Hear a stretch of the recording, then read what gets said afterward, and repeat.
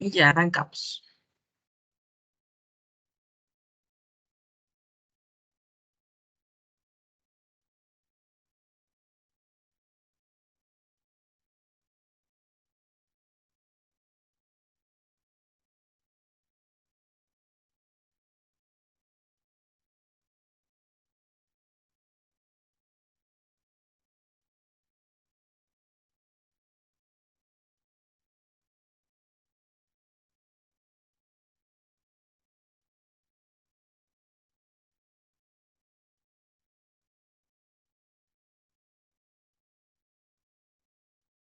Buenas tardes.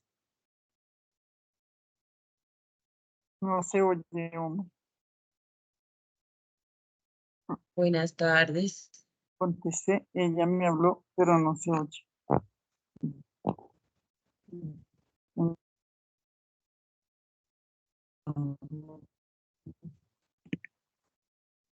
Buenas tardes. Buenas tardes. Vamos a esperar unos minutos que se conecten más personas y ya arrancamos.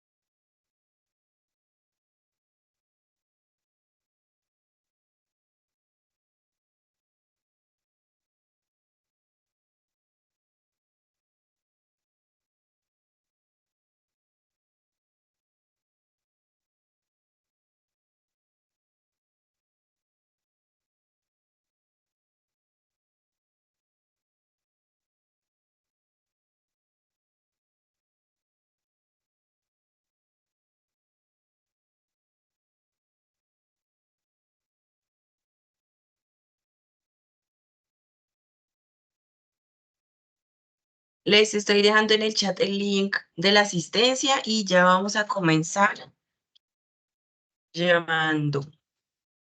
Entonces, para que estén súper atentos.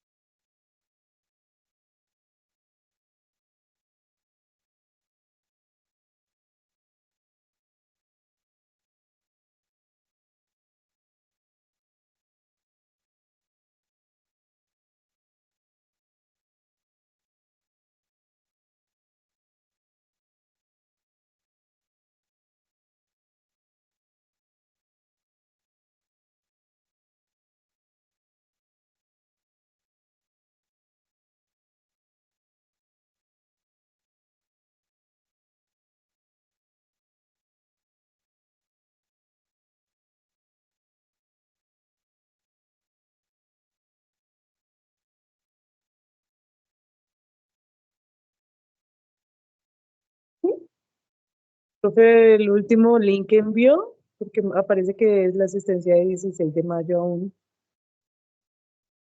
Sí, siempre les va a aparecer la fecha de ayer porque fue el día que arrancamos el curso. No se preocupen, ese va a ser el link.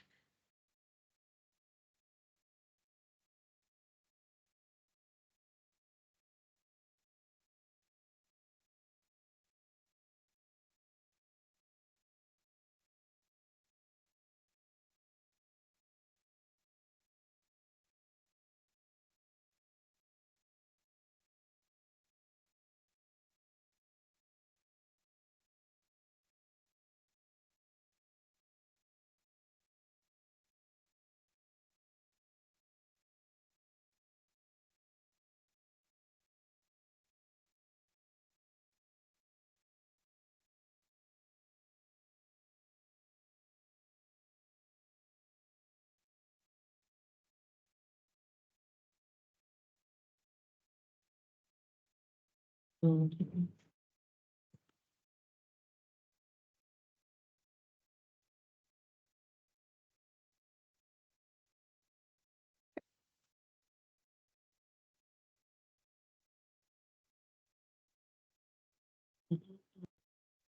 Un segundo que tengo acá unas fallas técnicas.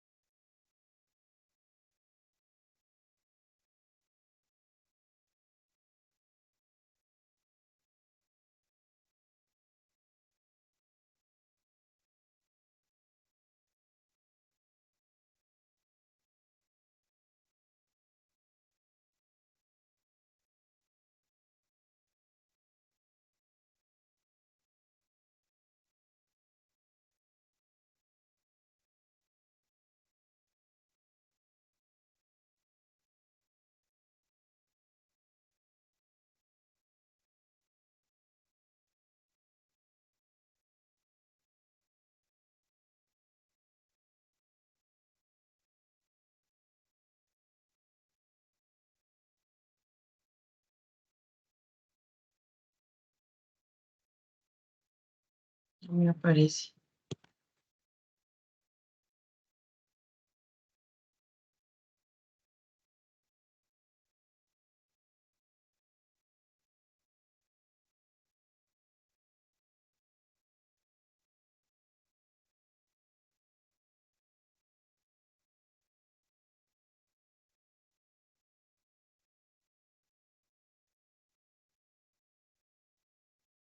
¿A ustedes les llegó algún correo de pronto cambiando el código del curso o algo así?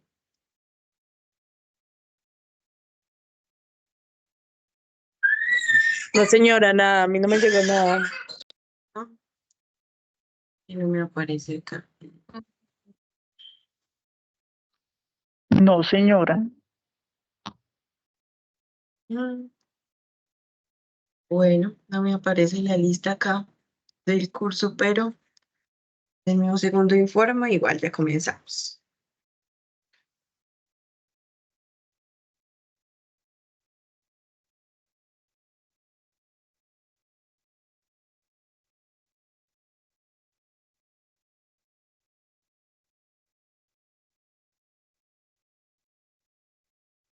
Sí me llegó, fue el correo donde está la grabación de la clase. Ah, ok, vale. Pero igual con el mismo código, aparece el mismo código 7856. Vale, listo, gracias.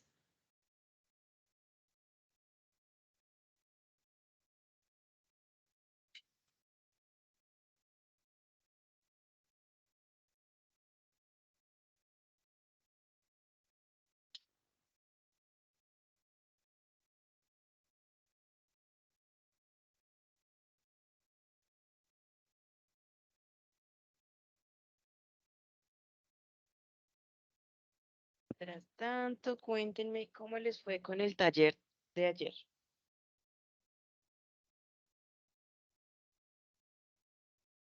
Fácil, difícil. Pues, jefe, profe, es el sueño de de cualquiera de los que estamos aquí, yo me imagino, porque pues sería como la ideal, o sea, las respuestas, yo las puse fue como a lo que a mí me gustaría ser atendida y pues si estuviera en mis manos poder atender también. Pero eso estoy pintando otra cultura. Definitiva, eso es como reestructurar el sistema cuando dicen la cuarta pregunta, o sea, ¿qué cambiaría en el sistema? Eso es, pues, o sea, tristemente es cuestión como de cultura, como de educación. Tristemente acá no se maneja lo que son los valores, o sea, tristemente se ha perdido todo esto y la gente ya no le interesa lo que la otra persona le pase y si siente o no siente, no, las necesidades de otros ya eso se puede decir que no tiene ninguna relevancia ante las demás personas. Entonces, pues tristemente son muy pocos los que tienen esa humanización en el sistema y obviamente hacen un poquito de diferencia, pero pues también se cargan, ¿no? Porque pues por unos pagan todos. Entonces los poquitos se cargan porque pues obviamente por más que quieran ayudar, por más que quieran hacer, siempre también se recargan y pues van a terminar también explotando en algún momento. Sí, sí, pero lo que tú dices también es cierto y es como igual, pues podemos empezar por nosotros, ¿no? Podemos empezar por nosotros, de pronto por, bueno, el que estén haciendo este curso también es un gran paso para de pronto cambiar la forma de ver y de hacer las cosas. em, y pues sí, hay cosas que uno no puede controlar, ¿cierto? Hay lo que hablábamos ayer sobre algunas fallas que tiene el sistema, hay cosas que definitivamente nosotros no podemos cambiar, pero lo importante es eh, tener la esperanza de que al menos nosotros lo estamos intentando. Comencemos entonces con el primer punto. Bueno, voy a leer el taller y ustedes, y ya los llamo ahorita aleatoriamente a ver punto por punto. Entonces, el caso clínico era sobre María,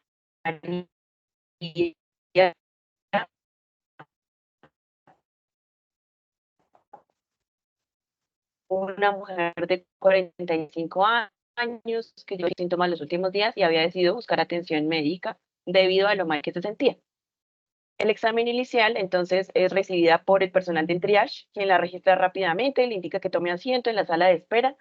Ella tuvo que esperar por más de una hora. Finalmente es llamada por una enfermera. Ella la llevó como una sala de examen o al consultorio en otro idioma, por decirlo así. Cuando interactuó con el médico, él entró con prisa, la vio eh, y pues lo que hizo fue revisar su historial clínico, le hizo algunas preguntas sobre los síntomas, le hizo la valoración física, ¿sí? Aquí menciona que sin explicar qué era lo que estaba haciendo, es decir, que podemos intuir que tampoco le pidió consentimiento para hacer la valoración. Después de unos minutos le indica a María que se vista y espere los resultados de los exámenes que seguramente le pidió. En cuanto al diagnóstico y al tratamiento, los análisis revelan que María estaba sufriendo un ataque de ansiedad severo que se había exacerbado, se había complicado por el estrés y la falta de sueño. El médico le prescribió medicamentos para la ansiedad y le aconsejó que buscara terapia para aprender a manejar mejor su estrés. No se tomó el tiempo de explicarle detalladamente por qué tenía ese diagnóstico, ni para discutir qué otras opciones de tratamiento había. Entonces, aquí nos hablaban unas consecuencias, hablaban sobre confusión y miedo, frustración y falta de confianza, que era lo que habíamos hablado ayer cuando hablábamos de las consecuencias de no presentar esta atención humanizada, resultados subóptimos de tratamiento. Dice que debido a la falta de una discusión detallada sobre el diagnóstico y las opciones de tratamiento, María no estaba completamente comprometida a conseguir este tratamiento que el médico le recomendó. Y esto podría resultar en una adherencia deficiente, es decir, que María, de pronto, si el médico le pidió más exámenes, si el médico le pidió que se tomara algunos medicamentos o que viera algunos especialistas, pues ella simplemente no lo iba a hacer porque no confiaba en el médico y en el tratamiento. Además que él no le recomendó ni le dijo por qué le recomendaba, mejor dicho, que asistiera a una terapia. Em, Dice que podría tener un impacto emocional a largo plazo, porque esta experiencia que tuvo en ese momento puede dejar a María con algunos problemas emocionales duraderos y puede desarrollar una aversión, es decir, un rechazo a buscar atención médica en el futuro y pues que sus molestias se exacerbaran, que se podrían complicar y convertirse en una enfermedad grave y ella pues no asistir, ya tenía como el rechazo a asistir a las instituciones médicas. Y acá nos contaban, nos hacían unas preguntas.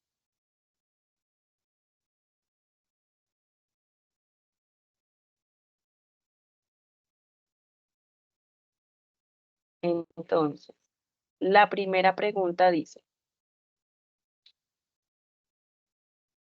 ¿cómo podría haberse abordado de manera más efectiva la llegada de María al hospital para reducir el tiempo de espera y aumentar su comodidad? Entonces, por aquí, Ana Yolanda, ¿qué contestaste en esa primera pregunta?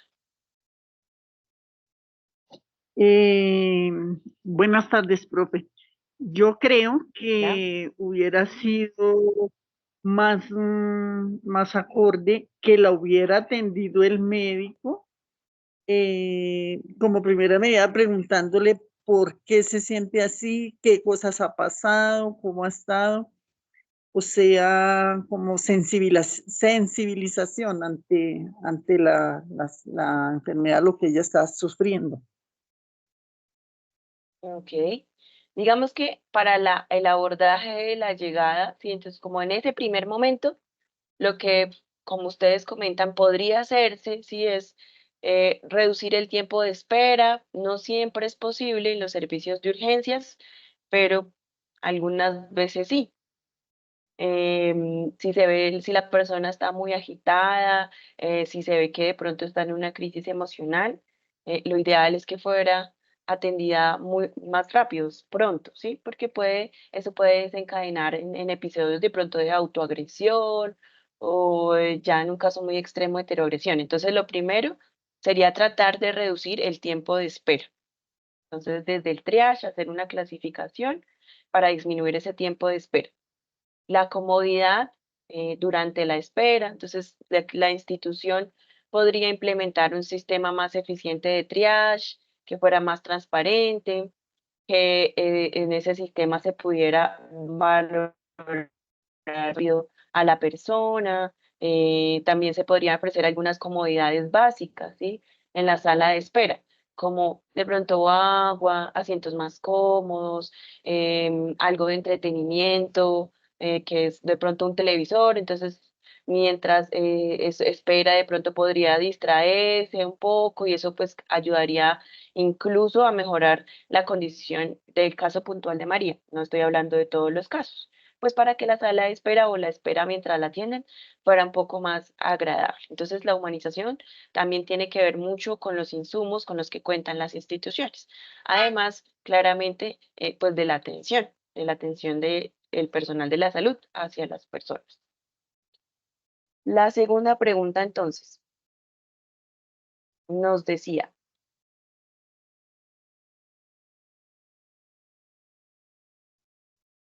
estrategias de comunicación podría haber utilizado el médico para establecer una conexión más empática y mejorar la comprensión del diagnóstico y del tratamiento. Por aquí para Cindy. Cindy, ¿qué contestaste en la pregunta número 2?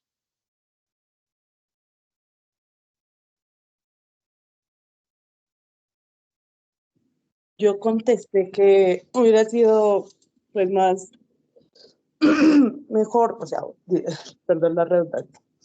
La Tranquilo. conversación hubiera comenzado con un saludo cordial, cálido, seguido de una conversación agradable. Hay doctores que lo hacen. Hablan del clima, bueno, mencionan de pronto alguna situación así como muy, muy fuera del lugar, pero que no sea tampoco pasada ni respetuosa. Pero es como por entrar, ¿sí? Por romper tensión y disipar, pues, barreras.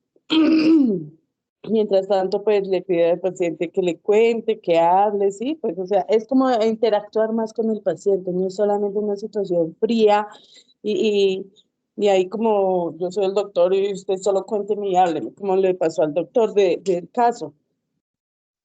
Pues sí, o sea, hay formas para uno amenizar con la persona. Ayer pues fue un caso muy, bueno, ya de otro nivel, el del doctor pues de Robbie Williams en la película. Eso sí ya fue pues ya muy sacado, pero fue muy bonito. O sea, no quita que les hizo pasar un muy buen rato a los niños, que no fue a uno solo, sino a toda la sala. Y eso es muy importante. O sea, debería hacerse más seguido, digo yo, ¿no? Bueno, el caso es de que, pues, como médico, yo creo que si alguien que, no solamente como profesional de decir, bueno, yo sé de salud, sino, pues, pensar en el bienestar. Como decía su merced con la información que nos pasó ayer, que el paciente no es solo paciente. Entonces, Sí. así como puede ser el papá o la mamá de alguien más, pues podría llegar a ser algún día mi mamá en otro caso, ¿sí? O mi papá, o mi hermano, o mi primo, bueno. Entonces, sí, es como el doctor hubiera podido entrar más conversación, ser más amable, más cortés de haberle comentado. Doña María, pase y le hago, la examino, le analizo. Vamos a vamos a seguir este conducto para que pues, para que su merced pueda tener una mejor atención y para ver cómo más la podemos ayudar. O Sí, sea, yo creo entonces, que fue más como de tacto en la parte de humanización. sí. Entonces, lo que tú mencionas primero, el salud. Entonces, se puede establecer una conexión más empática, tomándose un momento para saludarla personalmente, hacer contacto visual es muy importante, ¿sí? Cuando uno está haciendo contacto visual, está diciéndole a la persona que le está poniendo atención y que le importa lo que le está contando, que le importa, pues, ayudarla a mejorarse. También Y yo, podría haber utilizado un lenguaje más claro y comprensible para explicarle el diagnóstico, decirle pues que estaba pasando por una crisis de ansiedad, porque ahí no mencionan que ni siquiera le explicó que por qué estaba sucediendo eso, podría explicarle con un lenguaje que ella entendiera. Siempre hay que tener en cuenta el nivel de escolaridad de la persona. em, Qué le está pasando, por qué le podría estar pasando, porque pues a veces no a simple vista se puede dar como un diagnóstico, sino pues que toca esperar exámenes y eso, pero podría, para saber si su merced tiene tal cosa, entonces le vamos a hacer este examen que consiste de pronto en sacarle una muestra de sangre o llevar a un aparatito, va a revisar de pronto el corazón, bueno, etcétera, dependiendo de el manejo. Permitir el espacio para preguntas, ¿sí? Y asegurarse de que María hubiese entendido y comprendido en todo momento lo que él estaba diciendo. profe, Muy bien. qué pena. Sí. Hablando en el tema que pues su merced está tocando, pues lo que pasa es que, bueno, en mi caso, pues yo no he sido médica ni tampoco he entrado a este campo, ¿sí? Pero la verdad es que hay mucha gente que tristemente no tiene cómo comentar las cosas, no tiene cómo hablarlas. Y a veces yo creo que los doctores eximen esa parte porque pues la gente se le riega. Lo digo porque en una oportunidad yo tuve, o sea, tuve la oportunidad y digo que también un privilegio porque yo vendí tintos en la calle, yo vendía tintos caminando y pues había gente que me esperaba, así hubiera cantidad de tinteros en la calle, pero la gente me esperaba solo con el detalle de que yo le brindaba un tinto y decía, ¿qué tal su vida? ¿Cómo está? ¿Cómo le ha ido? Ay, eso se me regaba. O sea, la gente de verdad no hablaba con su gente. a veces que llegamos a la casa y gente que no habla. Entonces, en la parte de salud uno debería, porque hoy en día hay muchos problemas mentales y emocionales por eso, porque la gente se reprime, la gente ya no habla con la familia, ya no tiene a quién contar, con quién hablar. Y aún así estén en la casa, pero no hablan las cosas, no conversan, no se cuentan las cosas y eso, poco a poco yo creo que eso hace que la gente se empiece a cargar, porque y los médicos hay muchos que no, porque resultan con cantidad de historias de los pacientes. O sea, así como doña María, si el médico le hubiera preguntado a doña María qué le puede estar pasando, qué le está sucediendo, de seguro que doña María se le descarga ahí. Entonces, como tristemente en las EPS y a los doctores les pagan es por 20 minutos de consulta y no se pueden pasar de ahí. 15 minutos, 20 máximo con un paciente. Entonces no pueden alargarse ni escuchar ni nada. Pero sí, es cuestión de tacto y de saber manejar la situación, diría yo. Pero es algo muy importante y pues yo creo que en la parte de salud de eso debe haber un especialista para eso. De hecho, en TRIAS lo debería recibir para tener esa información. Sería muy bueno en la parte de atención, ¿no? Inmediata. Gracias, profe. Sí. Bueno, listo, tranquila. De hecho, en algunas instituciones hay un programa de humanización. Entonces, ustedes van a encontrar una persona, a veces está identificada de pronto con una camisa, con un chaleco que dice como personal de humanización. Y pues su labor es una de esas que tú comentas, escuchar a las personas, colaborar lo que más se pueda, porque si el sistema a veces no permite, pues y más que si el médico vio que María de pronto estaba muy afectada emocionalmente, pues también debió pedir una valoración por psicología, que también se pueden hacer desde urgencias, para de pronto no enviarla a la casa así como con tanta carga emocional. Listo. Entonces, la tercera pregunta. ¿Qué recursos adicionales que desde su creatividad se les ocurrió que el médico podría haberle ofrecido a María como apoyo emocional o educación para el manejo de su estrés, para mejorar su bienestar general y recuperar, para que ella se pudiera recuperar a largo plazo? Esta sí la dejo a ver alguien que me se la mente. ¿Qué se le ocurrió? ¿Cómo podría ayudar el médico? ¿Con qué recursos? Por acá Lina nos contestó la pregunta. Voy a leerla mientras alguien se anima. Entonces, comunicar al paciente sobre el estrés, los síntomas y las consecuencias, dar un folleto con información, está chévere. Dar interconsulta con un especialista para que le pueda ayudar a manejar el estrés, y ser claro con la información, que no quede ninguna duda. La IPS pudo haber intervenido enviando a María al departamento de psicología, de orientación, implementando charlas de apoyo, no solo para que María, sino para que para todas las personas que pueden estar en esa situación. ¿Quién más? Entonces ya hablamos de folletos, de interconsultas. ¿Qué otra cosa se les ocurre o qué otra herramienta conocen para el manejo del estrés?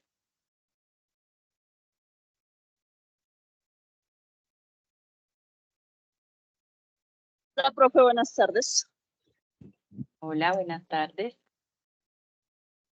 Bueno, profe, desde mi punto de vista médico, digamos que a mí me pasó una situación en la cual, más que todo, fue negligencia médica.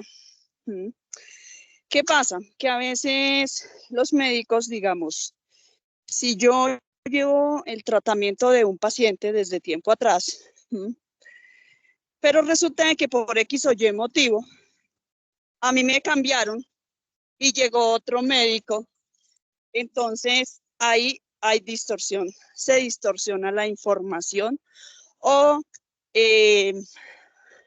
bueno, el caso clínico del paciente. Sí, entonces, si uno tiene como médico o si entro yo a un hospital y va un paciente en el cual dice yo tenía seguimiento con tal y tal doctor, pero resulta de que como lo cambiaron a usted y ahora usted va a ser mi médico, ¿sí?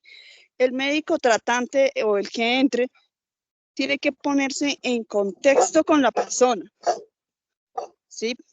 ¿Qué está sintiendo? ¿Por qué le empezó la enfermedad? ¿Por qué motivo?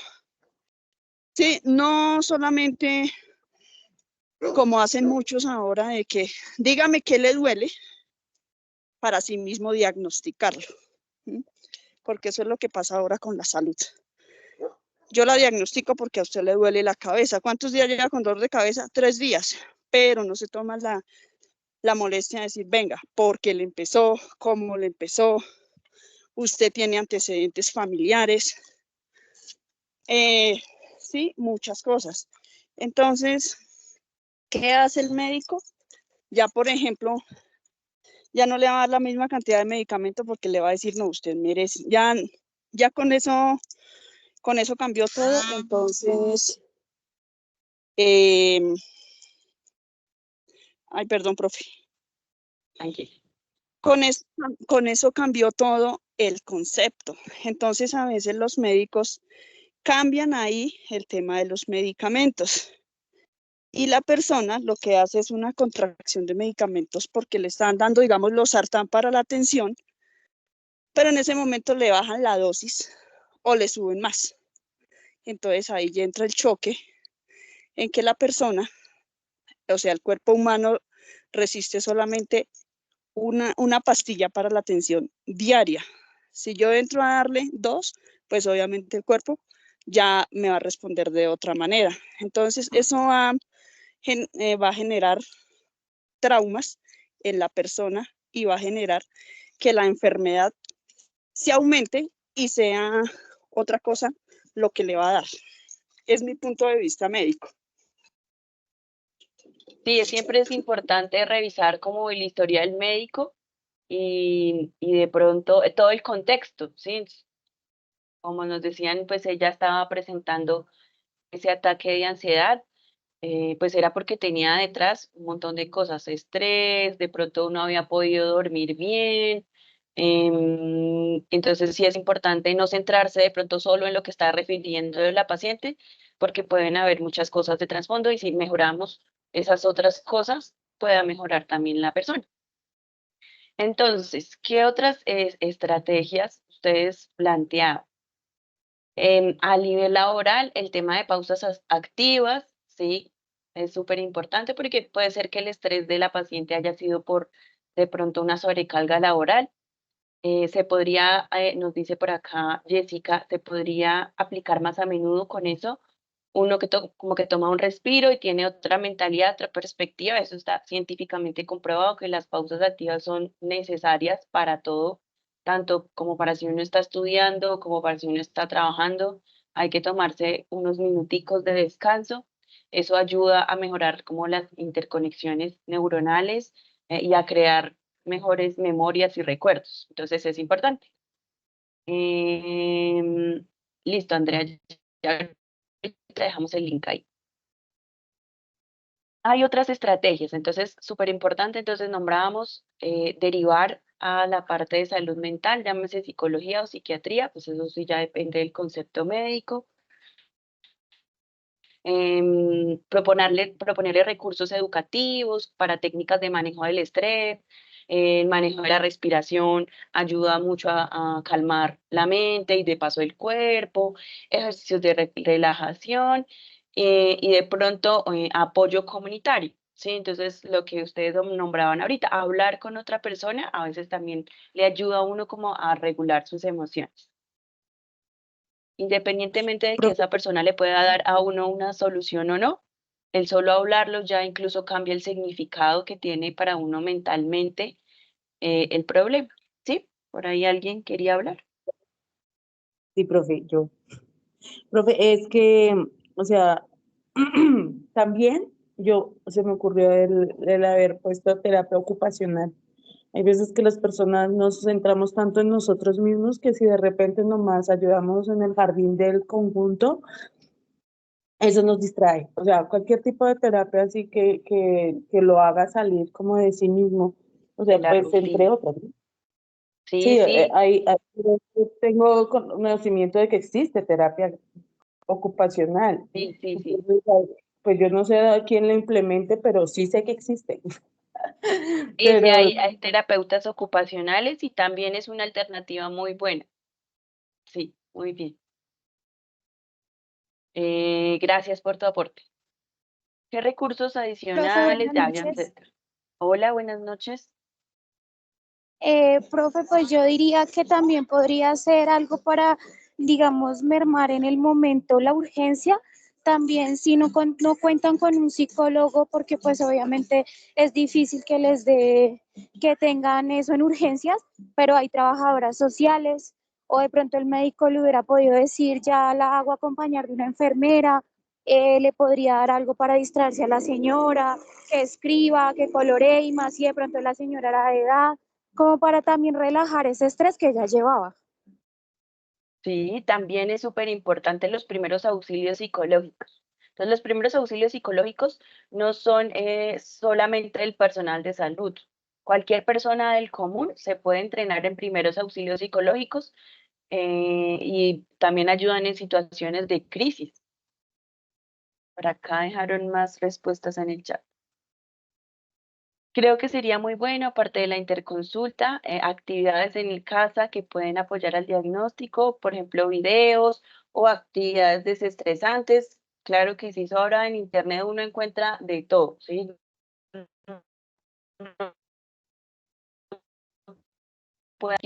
Siempre uno encuentra información en YouTube o hay cursos en páginas que son gratis.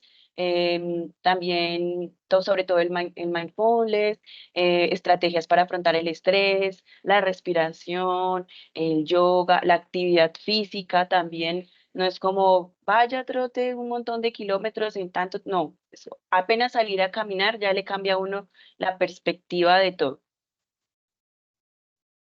Música, meditación, dice Cindy. Muy bien, si esas son otras herramientas que pudo haber propuesto el médico. Y el último punto, entonces el último punto creo que fue el que más nos causó ahí revuelo. ¿Qué decía? El último punto, bueno,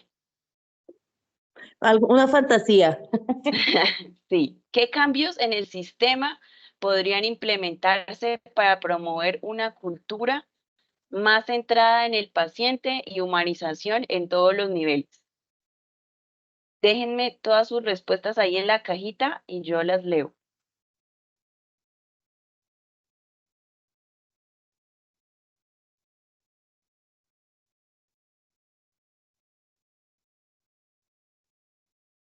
Por acá nos dice Lady. Dice que garantizar que todas las políticas se cumplan, sí, porque es que sí hay políticas, ¿cierto? Todo está escrito en el papel. Capacitar a clientes internos, el personal de salud, como la mayoría de nosotros, para que se lleve a cabo una atención humanizada. Entonces, en ese paso ya estamos. Entonces, no está tan lejos. Al menos ese, ¿cierto? Ya estamos nosotros acá capacitando. Mejorar la infraestructura también es un punto muy importante. Contar con los insumos y los recursos también. Por aquí nos dice Andrea, educación para los médicos y enfermeras, en cuanto al buen trato y la humanidad. Brigitte, no te preocupes, tranquila, estamos socializando apenas el trabajo de ayer. Por acá Lina nos escribe, atención centralizada en el paciente, muy bien, capacitación a todo el personal en humanización, el seguimiento de los pacientes que atienden tanto por urgencias y consulta externa para evitar demoras. En otras áreas de laboratorio o radiología, informar que los exámenes están listos para agilizar en urgencias y hospitalización. Y en consulta externa siempre verificar las citas médicas. Esto evita las demoras, las pérdidas de citas y oportunidades para un paciente y otro. En algunas instituciones le llega a uno un mensajito diciéndole, recuerde que su merced tiene la cita a tal hora. O incluso cuando de pronto le pasó algo al doctor y no pudo ir, entonces la idea es como llamar, no, su merced no venga, porque a veces hay gente que viene de muy lejos, que tiene que madrugar muchísimo. o que tiene que hacer muchas cosas para poder llegar y resulta que llegó y el médico no vino.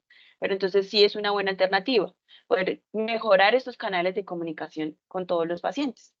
Contar con una mayor cobertura de profesionales y rutas de atención coherentes con el motivo de la consulta y el diagnóstico, nos dice Jennifer. Eh, Cindy nos dice garantizar la normatividad. Belki nos dice contar con los centros médicos con personal capacitado, mejorar los tiempos de atención, tratar las personas de la misma forma como si fueran un ser querido, esto es algo muy importante. Dejando los estigmas que existen, daríamos un paso a la igualdad, no solo en el ámbito de salud, sino todos los seres humanos, ponernos en los zapatos del otro para que ninguna diferencia nos defina el tipo de atención que merecemos. Capacitación y humanización, creo que es el que más ustedes refieren. Y por acá dice Brigitte, realizar campañas de capacitación, realizar beneficios para todas las áreas de salud y tener beneficios para ambas partes. Más capacitación al personal médico y enfermeras para ser más empático. Saber que si van a aplicar medicamentos, da la información de qué se está aplicando, para qué, y el diagnóstico. Sabemos que todos los pacientes son importantes. Listo. Yo noté algo acá y es que todos ustedes también estaban hablando del cliente externo, ¿cierto? O sea, enviando el cliente externo. Pero ¿qué pasa con el cliente interno?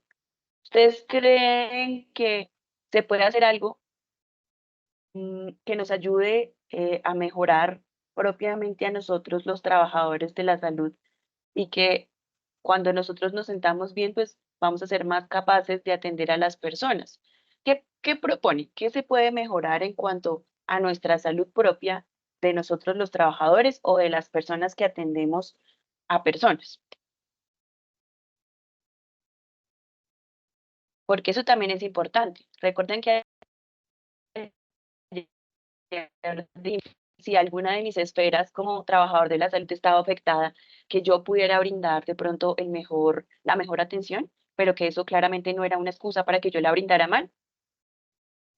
¿Qué podría mejorarse? Yo digo que podría mejorarse algo de pronto en la parte de bienestar.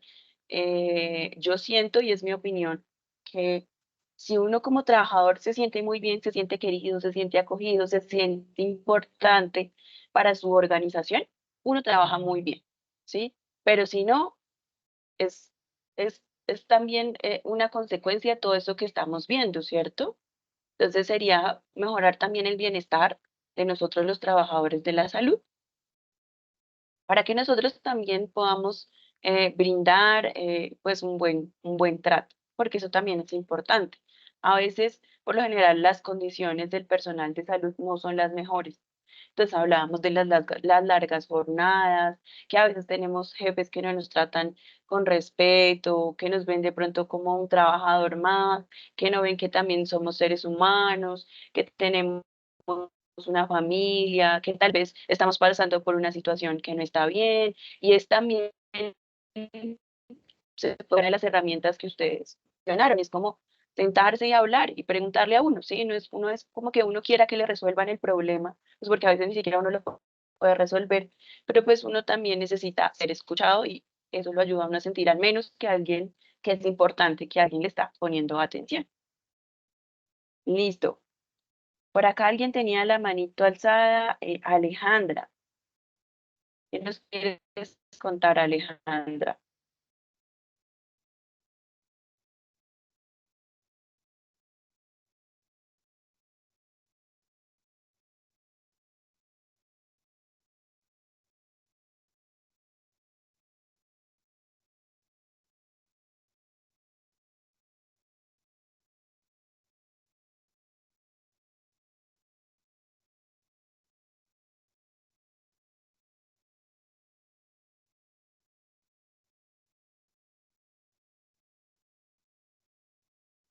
Se le quedó la manito alzada a Alejandra. Bueno, entonces ya vamos a comenzar con nuestra segunda sesión. Ya vamos a abordar el tema de hoy. ¿Me confirman si pueden ver mi pantalla, porfa?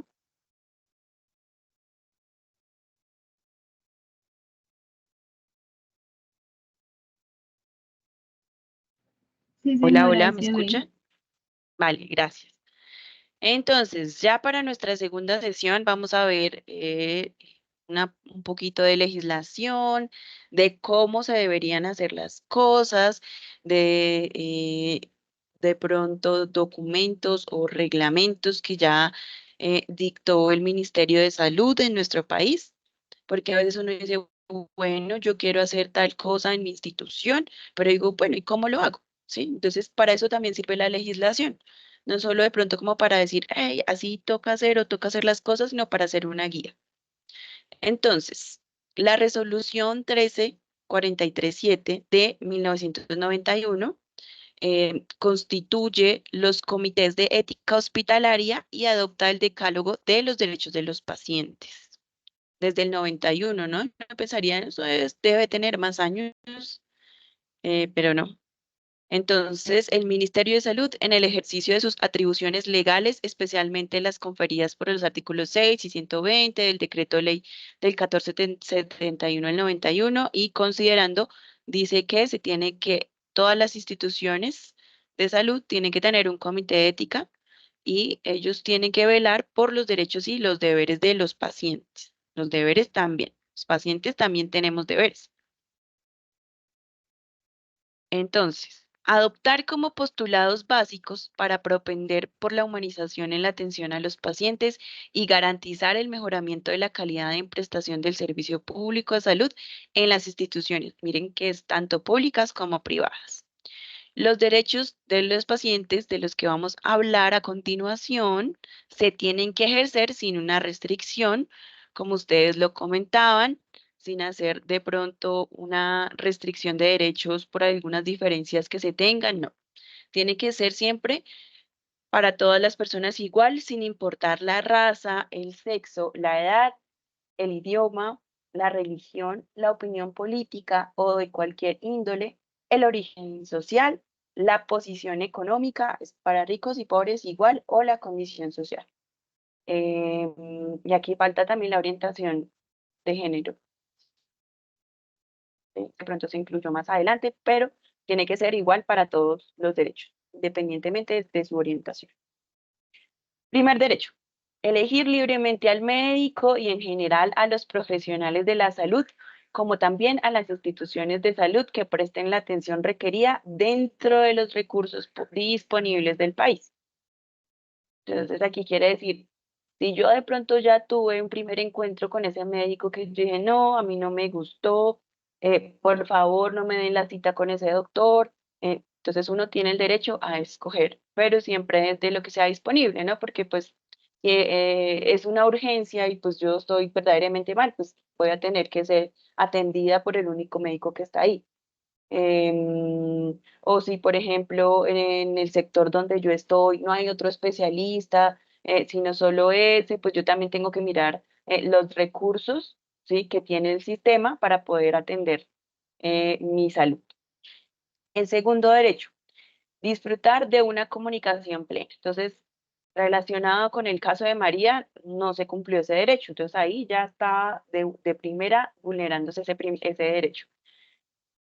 Esa comunicación tiene que ser clara, apropiada a sus condiciones psicológicas y culturales, ¿sí?, que le permitan obtener toda la información necesaria respecto a la enfermedad que padece, los procedimientos y tratamientos que se vayan a practicar, el pronóstico, ¿sí?, riesgos de que este tratamiento puede conllevar. Esto es muy importante porque a veces de pronto a uno no le dicen como este procedimiento puede dejarle tal secuela, o este procedimiento tiene un riesgo y es que de pronto más adelante usted presente tal enfermedad. Eso es muy importante y es algo que uno tiene como derecho, pedirle al médico, bueno, si de este procedimiento que usted me va a realizar, ¿hay alguna consecuencia tanto de hacerlo como de no hacerlo, no?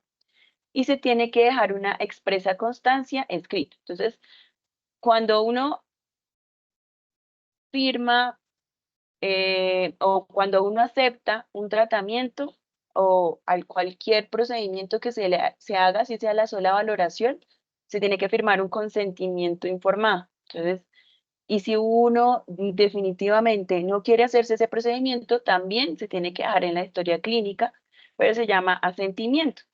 Si uno dice, no, definitivamente yo no quiero que usted me haga ese procedimiento, el médico está en el deber de informarle si hay otra alternativa, pero también el médico me tiene que decir cuál es la consecuencia de que yo no siga ese tratamiento y todo eso tiene que quedar escrito y va a quedar en la historia clínica del paciente. El derecho a recibir un trato digno, respetando las creencias, las costumbres, así como las opiniones personales que tenga sobre la enfermedad que sufre.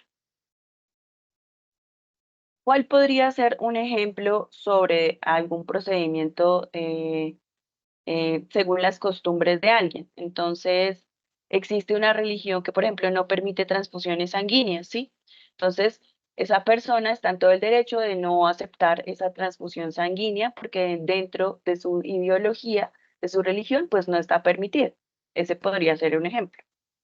Su derecho a que todos los informes de la historia clínica sean tratados de manera confidencial, secreta y que solo con autorización de la persona puedan ser conocidos.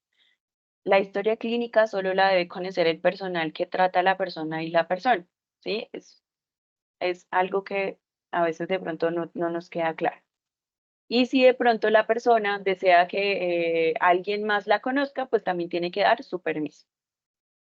El derecho a que se le preste durante todo el proceso de su enfermedad la mejor asistencia médica posible, respetando los deseos del paciente en caso de que su enfermedad sea irreversible. Entonces, un ejemplo es con quimioterapia, pronto en pacientes con cáncer. Si la persona de pronto ya lleva un largo recorrido de medicamentos, de procedimientos, de quimioterapia, donde se ha visto en vez de una mejoría, todo lo contrario en su salud, esta persona está en todo el derecho de decir, yo por favor no quiero que me hagan más quimioterapia, por favor no me hagan más procedimientos. De pronto existen otras alternativas ya para manejo del dolor o para intentar de pronto mantener un poco su estado en el momento. El derecho a revisar y recibir explicaciones acerca de los costos por los servicios obtenidos, tanto por parte de los profesionales de la salud como de las instituciones sanitarias, al igual que el derecho, en casos de emergencia, de que los servicios que reciba no estén condicionados al pago anticipado de honorarios. Entonces, si es una urgencia, no se puede decir a la persona, no, entonces hasta que usted no me deje aquí tanto dinero, entonces yo no lo puedo atender, no. Si el caso es una urgencia, se tiene que atender a la persona sin ponerle ninguna barrera en ese momento para la atención. El derecho a recibir o rehusar apoyo espiritual o moral, cualquiera que sea el culto religioso que profesa. El derecho a que se le respete la voluntad de participar o no en investigaciones realizadas por personal científicamente calificado, siempre y cuando se haya enterado acerca de los objetivos, los métodos, posibles beneficios, riesgos previsibles e incomodidades que este proceso de investigación puede implicar. Pues pasa más que todo en los hospitales universitarios, pero pues para eso está también el comité de ética para velar por todos estos derechos.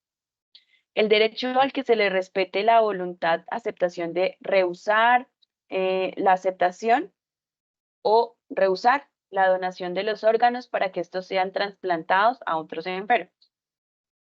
El derecho a morir con dignidad y a que se le respete su voluntad de permitir que el proceso de la muerte siga su curso natural en la fase terminal de su enfermedad. Y ahora vamos a ver la Ley Estatutaria de Salud, que es la Ley 1751 del 16 de febrero del 2015. Entonces, en esta ley se regula el derecho fundamental a la salud y se dictan otras disposiciones. Quiero mostrar un video donde se explica en qué consiste esta ley.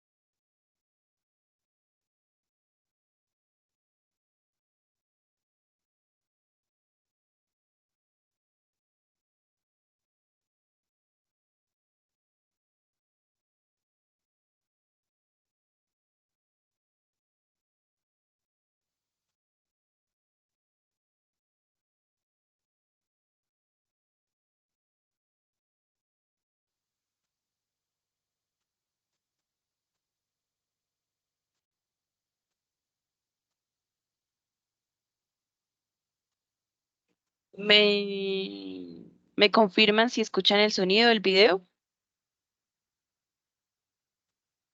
7. No, señora. No suena, no se escucha, profe. Ah, déjeme.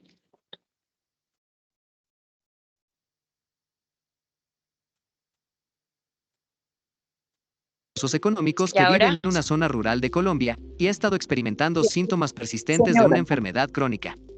Antes de la aprobación de la ¿Sí? ley estatutaria, ¿Ahora sí? en este video ¿Ahora sí se escucha? aprenderás todo lo relacionado con la Ley 1751 de 2015 o Ley Estatutaria de Salud en Colombia. Para entenderla, Señora, supón ya. lo siguiente. Carlos es el familia de bajos recursos económicos que vive en una zona rural de Colombia. Antes de la aprobación de la ley estatutaria, esta familia tendría dificultades para acceder a los servicios médicos, especialmente debido a la distancia y la falta de recursos económicos para el transporte y los tratamientos. Sin embargo, gracias a la ley estatutaria, ahora Carlos puede acceder a servicios de salud gratuitos o a precios asequibles cerca de su casa e incluso recibir ayuda para los gastos de transporte y medicamentos necesarios. Además, la ley garantiza que Carlos recibirá una atención médica de calidad y que sus derechos como paciente serán protegidos. Ahora, ¿sabes lo que es una ley estatutaria en Colombia? Es un tipo de ley especial que regula derechos y deberes fundamentales de las personas y la administración de justicia en nuestro país. Por ser especial, debe ser aprobada por la mayoría absoluta de votos de los senadores y representantes a la Cámara. Entonces, ¿qué es la Ley Estatutaria 1751 de 2015? Es una ley de Colombia que establece los principios y lineamientos para el derecho fundamental de la salud en el país. Tiene como objetivo principal garantizar el acceso equitativo a los servicios de salud para todos los ciudadanos, independientemente de su nivel socioeconómico o de la zona geográfica en la que se encuentren. Esta ley está basada en 8 principios fundamentales. Primero, universalidad, que significa que todos los ciudadanos tienen derecho a la atención médica sin excepción. Segundo, integralidad, que se refiere a la atención completa e integrada que aborda todas las necesidades de salud de un paciente. Tercero, accesibilidad, que se refiere al acceso oportuno a los servicios de salud en igualdad de condiciones para todas las personas, independientemente de su ubicación geográfica o condición económica. Cuarto, calidad, que se refiere a la atención médica basada en la evidencia y las mejores prácticas. Quinto, continuidad, que se refiere a la atención médica sin interrupciones y a la coordinación entre diferentes niveles de atención médica. Sexto, eficiencia, que se refiere a la utilización óptima de los recursos de salud para garantizar la mejor atención médica posible. Séptimo, participación ciudadana, que se refiere a la participación activa de los ciudadanos en la toma de decisiones sobre políticas de salud. Octavo, responsabilidad del Estado, que se refiere a la obligación del Estado de garantizar el derecho a la atención médica. Ahora, ¿qué personas tienen protección especial según la ley? La atención de niños, niñas y adolescentes, mujeres en estado de embarazo, desplazados, víctimas de violencia y del conflicto armado, la población adulta mayor, personas que sufren de enfermedades huérfanas y personas en condición de discapacidad, gozarán de especial protección por parte del Estado. No estará limitada por ningún tipo de restricción administrativa o económica y las instituciones que hagan parte del sector de la salud deberán definir procesos de atención que le garanticen las mejores condiciones de atención. Los 10 puntos más importantes de la ley en materia de derechos de los pacientes son: 1. Los servicios de urgencia son de obligatorio atendimiento. No se requiere ninguna autorización por parte del paciente para que estos servicios sean prestados. 2. La prestación de los servicios de salud jamás podrá ser suspendida por motivos administrativos o económicos. 3. El paciente o usuario tiene derecho a que el personal médico lo informe adecuadamente sobre su enfermedad, su tratamiento y procedimientos, para que pueda tomar una decisión libre y bien pensada. 4. La historia clínica del paciente es confidencial y solo podrá ser dada a terceros bajo la autorización expresa del propio paciente. Además, podrá elegir la entidad de salud de su preferencia para que le brinden los servicios que necesita. 5. El usuario o paciente tiene derecho a conocer el costo total de su intervención médica y no se le podrán transmitir las cargas burocráticas que corresponden a las entidades prestadoras de servicios. 6. Los médicos actuarán sin constreñimiento o coacción que atente contra su autonomía y solo ellos podrán recetar medicamentos. 7. Los precios de los medicamentos serán regulados por el Estado, y aquellos que no podrán superar el precio internacional estipulado. 8. El Estado generará políticas públicas para las zonas desprotegidas de la nación y los hospitales públicos no serán intervenidos de acuerdo a su economía, sino con base en sus prestaciones sociales. 9. El derecho a la salud no será transferible, y no basta con la atención en salud. También deberá promoverse la promoción, prevención, diagnóstico, tratamiento, recuperación, rehabilitación y paliación por parte de las entidades de salud. 10. El Estado prestará la atención en salud, excepto para finalidades cosméticas, que no exista evidencia científica para el tratamiento se encuentre en fase de experimentación, o se presten los servicios en el exterior. En resumen, la Ley Estatutaria 1751 de 2015 en Colombia ha sido crucial para fortalecer el sistema de salud y garantizar el acceso equitativo a los servicios médicos. Ha promovido la participación ciudadana, la calidad en la atención médica y la protección integral de la salud como un derecho fundamental. Aunque se han logrado avances significativos, aún se enfrentan desafíos en cuanto a financiamiento, infraestructura e implementación efectiva de políticas, por lo que representa un paso importante hacia una sociedad más justa y equitativa en salud, lo que requiere un compromiso continuo para mejorar la calidad de vida de todos los colombianos.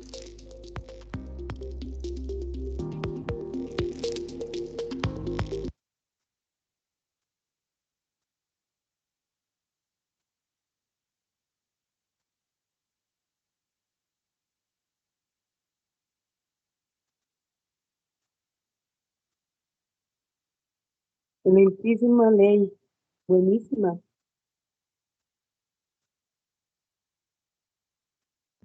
¿Cómo les pareció? Muy bonito todo lo propuesto, ¿sí o no? Y suena súper. No, de hecho, sí hay muchas cosas que sí se hacen, que sí se llevan a cabo en real. Sí, ahí vamos en camino. Entonces, elementos y principios del derecho fundamental a la salud. Este derecho fundamental incluye unos elementos esenciales que están interrelacionados. Entonces, nos hablaban de disponibilidad, dentro pues, de lo difícil que puede ser el territorio, porque sabemos que pues, en Colombia hay algunos lugares donde es muy difícil el acceso, bien sea por condiciones geográficas o pues también por cosas de política y recursos, ¿no? La accesibilidad, la calidad e idoneidad profesional que implica mucho los servicios humanizados, están inmersos aquí en esta calidad e idoneidad. La universalidad, que quiere decir que a todos los pacientes se nos debe tratar de igual forma. El pro homine, que significa actuar siempre en bien. La equidad de los servicios, la prevalencia de los derechos, la progresividad del derecho, la libre elección, la sostenibilidad, solidaridad, eficiencia, interculturalidad, comunidades indígenas, negras, afrocolombianas, raizales y palenqueras. Bueno, pero entonces ustedes dirán, no siempre se pueden cumplir todos estos derechos, esos valores que acabamos de hablar, porque existen los determinantes sociales en salud. Entonces, los determinantes sociales en salud son aquellos factores que determinan la aparición de la enfermedad. Existen los económicos, culturales, nutricionales, ambientales, ocupacionales, habitacionales, de educación y de acceso a los servicios públicos. Y estos determinantes, para cambiarlos o para mejorarlos, se tienen que financiar con recursos diferentes a los destinados al recubrimiento de servicios, tecnologías y salud. Dirán, pero ¿por qué si eso está afectando la salud? Pues ya vamos a ver por qué. ¿O qué son específicamente? ¿Cómo nos afectan los determinantes sociales?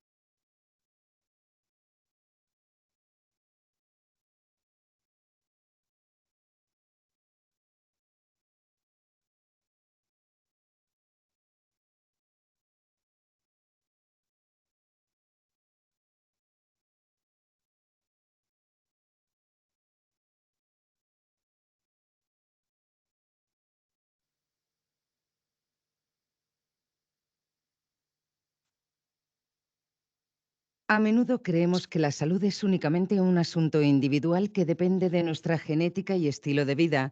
No obstante, existen muchas circunstancias adicionales que influyen en nuestra salud y que obviamos, desconocemos o simplemente están fuera del control individual. Este conjunto de circunstancias conforman los determinantes sociales de la salud.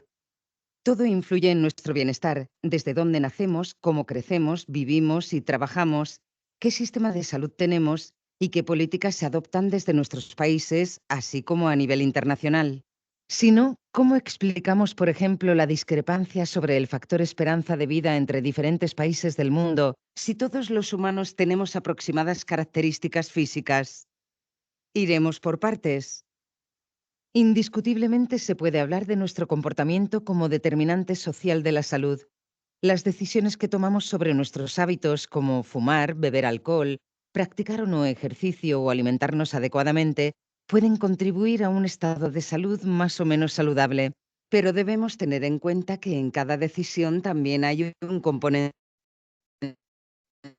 social. Por ejemplo, ¿por qué ha habido un consumo de tabaco masivo a partir de la segunda mitad del siglo XX?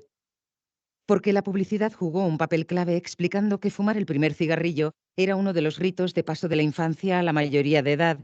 Y solo con el paso del tiempo se ha demostrado que fumar es un hábito nocivo. Por lo tanto, se puede afirmar que la información disponible o la propaganda son factores determinantes en nuestra forma de vivir y para nuestra salud. En un segundo nivel de determinantes sociales de la salud, identificamos las circunstancias materiales. ¿Tenemos disponibilidad de alimentos? ¿Disponemos de suministro de agua potable? ¿Es este agua de calidad? ¿Qué condiciones de vida reunimos? ¿Disponemos de vivienda? ¿Tenemos acceso a un trabajo digno y con garantías de seguridad? ¿Tenemos acceso a los servicios esenciales como son el sistema de salud y de la educación? Se estima que alrededor de 3/4 partes de la humanidad no tiene opción de elegir libremente para practicar una alimentación adecuada, vivir en un entorno saludable o tener un trabajo gratificante, lo cual repercute sobre la salud física, mental y social en general. Este nivel de determinantes sociales dependen de la organización social y de las políticas públicas. Las redes sociales son un gran indicador de la salud en una sociedad. Desde las redes informales más íntimas, como son familia o amigos cercanos, que nos cuidan en primera instancia, hasta las redes sociales comunitarias, susceptibles de ofrecer estrategias organizadas para el bien común, en su sentido más amplio, la lucha para una vivienda digna, una mejor calidad del aire o el agua, o las redes de apoyo psicológico. Una sociedad cohesionada goza de mejor salud. Pero lo que realmente desigualdad en salud son los contextos socioeconómicos y las políticas públicas. Citemos los contextos socioeconómicos como la clase social, el género o la etnia como ejemplo. Cada año se publican estudios sobre la pobreza y la salud. Vemos datos tan inquietantes como que la esperanza de vida dentro de una misma ciudad oscila según el origen socioeconómico del barrio que se habita. En Barcelona, la esperanza de vida puede variar hasta en 11 años entre los barrios más pudientes y los más pobres. También se observan diferencias entre género y etnia, siendo las mujeres las más perjudicadas. En Estados Unidos, una mujer de raza negra tiene 243% más probabilidades de morir en el embarazo o de enfermedades relacionadas con el parto que una mujer blanca. Las políticas públicas adoptadas por cada país incidirán sobre la salud de la población de una forma drástica, pasando por las referidas a la educación, la protección social, medioambientales o al modo de enfrentar epidemias. Por ejemplo, las políticas laborales. Según la Organización Mundial del Trabajo, la cifra mundial de accidentes, sean o no mortales, se eleva a 270 millones por año, y se calcula que 160 millones de personas padecen enfermedades relacionadas con el trabajo. Por otra parte, alegan que todo ello se podría evitar con una cultura de seguridad respaldada por políticas y programas adecuados. Las políticas educativas también influyen en la salud de la población, y se ha demostrado que a mayor nivel de estudios, mejor salud. En Rusia, por ejemplo, la probabilidad de vivir hasta los 65 años en 2001 era un 30% mayor en personas con estudios universitarios. Por lo que incumbe a políticas de saneamiento del agua, la calidad del aire o modo de abordar epidemias, existe una larga lista de enfermedades derivadas de la falta de saneamiento del agua, y la OMS calcula que 1,8 millones de niños mueren cada año debido a crisis diarreicas y que 1,3 millones de casos mortales se deben al paludismo. Está demostrado que invertir en determinantes sociales de salud es clave para crear sociedades más sanas, de forma menos costosa y más efectiva, a pesar de que en la actualidad las inversiones en salud muestran una tendencia contraria. Para mejorar la salud de las personas, debemos tener en cuenta 3 recomendaciones básicas. La primera, acrecentar las condiciones de vida cotidianas y generar entornos saludables para todas las personas y en todos los ámbitos, y disponer a la par de un sistema de atención de salud universal. La segunda, luchar contra la distribución desigual del poder, el dinero y los recursos. Que la equidad sea un criterio de evaluación de la actuación de los gobiernos. La tercera, disponer de sistemas de medición, análisis y evaluación que permitan elaborar políticas acorde con las necesidades de las personas. En resumen, solo podremos contribuir al derecho a la salud de la población si aunamos esfuerzos para reducir las desigualdades que provocan los determinantes sociales de la salud.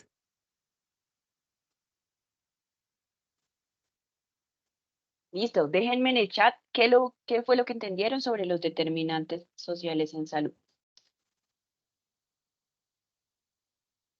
¿Qué son? ¿Qué significan?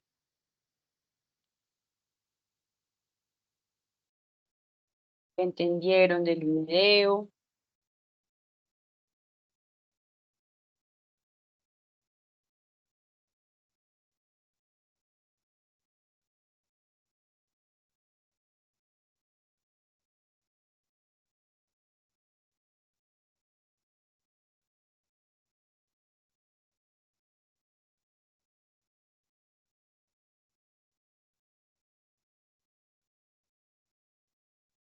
¿Qué fue lo que más les quedó resonando de pronto?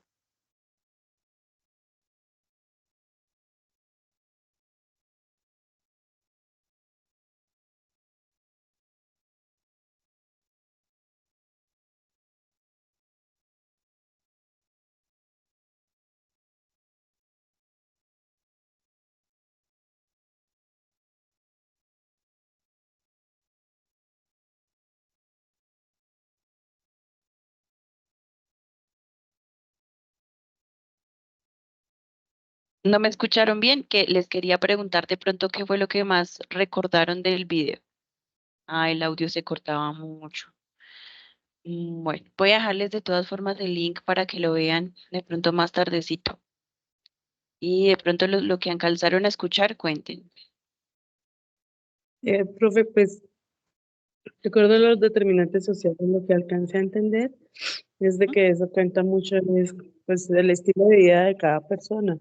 Y de acuerdo a los países, pues obviamente hay mayores beneficios para algunos que tienen en el contexto material que para aquellos que pues están prácticamente, digamos así, como aislados, ¿no? O sea, siempre hay una parte, pues como se dice, ¿no? El sistema socioeconómico siempre hace como la balanza. Sí, No sé si entonces, estoy equivocada o haya tomado el mensaje erróneo, pero más o menos eso fue lo que cogí, pues de acuerdo a lo que decía. Pues sí, hay mucho en el modo de vida, en el estilo de vida, pero también contaba gran parte en las circunstancias materiales de las personas, ¿no? Y pues sus sí, recursos. Y pues obviamente repercuten en todo su espacio, en todo el entorno que lo rodea.